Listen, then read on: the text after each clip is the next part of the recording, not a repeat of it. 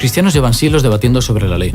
Por un lado, su observancia se vincula con una actitud legalista. Por otro, se reconoce su función indispensable para guiar al ser humano. La Biblia dice que somos salvos por la gracia, pero entonces, ¿qué función tiene la ley? ¿No se acabaron sus requisitos al morir Jesús? ¿Siguen vigentes los 10 mandamientos? ¿No basta con amar a Dios en libertad? ¿Y si el problema estuviese mal planteado? ¿Y si ley y libertad fuesen de la mano y amar y obedecer fuesen consecuencia de la gracia? ¿Y si los 10 mandamientos no fuesen un código restrictivo, sino un ideario que Dios te ayuda a desarrollar? A continuación vas a descubrir en 2 minutos la verdad sobre la ley. ¿Estás preparado? Comencemos.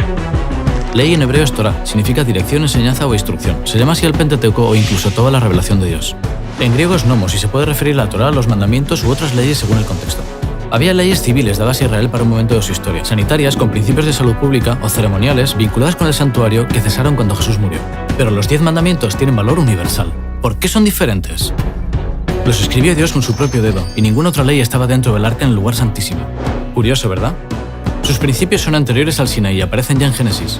En Éxodo 20 se entregaron a Israel después de ser libres y como bendición para toda la humanidad. Casi todos están en futuro y proponen el ideal que Dios quiere lograr en ti si le dejas. ¿Son todos iguales? Pues sí, en Santiago 2 dice: cualquiera que guarde toda la ley pero ofenda en un punto se hace culpable de todos. Si no cometes adulterio pero matas, eres transgresor de la ley. En Daniel 7 se profetizó que intentarían cambiarlos, y así ocurrió. Míralo en Google.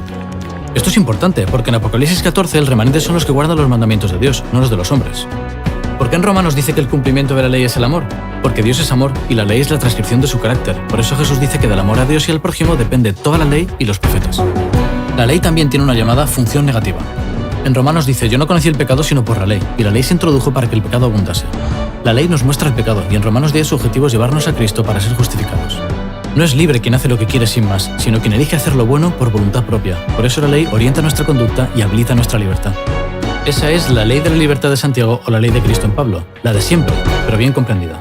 Y Efesios 2 se refiere a las leyes ceremoniales que acabaron al morir Jesús, y Colosenses 2 se refiere a la condenación de la ley de la que Jesús nos libró. Jesús no anuló los mandamientos, rescató el espíritu de la ley que él mismo había entregado. En el Sermón del Monte, por ejemplo, no se trata de no matar. Jesús propone amar tanto que ni se te ocurra insultar. La obediencia a la ley es un fruto del espíritu, no un logro personal. El sueño de Dios en Jeremías 31 no es que vivas sin ley, sino escribirla en tu corazón y reproducir su carácter en ti. Y ese sueño no ha cambiado. Si Jesús viniese hoy, ¿robaría? ¿Mentiría? ¿Codiciaría? Admitámoslo, el problema que tienen muchos cristianos con la ley es el sábado. Por eso unos han cambiado los mandamientos y otros rechazan la ley porque somos salvos por la fe. Pero en Romanos 3 dice claramente: ¿por la fe invalidamos la ley? De ninguna manera, sino que confirmamos la ley. Y en Romanos 7 la ley es santa y el mandamiento santo, justo y bueno.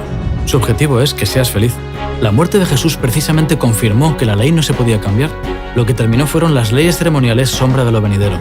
Pero los 10 mandamientos son la expresión del pensamiento de Dios y el resumen de su voluntad para ti. Investiga más este tema en oración. Disfruta viviendo la ley de Jesús y, como siempre, recuerda, la mayoría puede estar equivocada.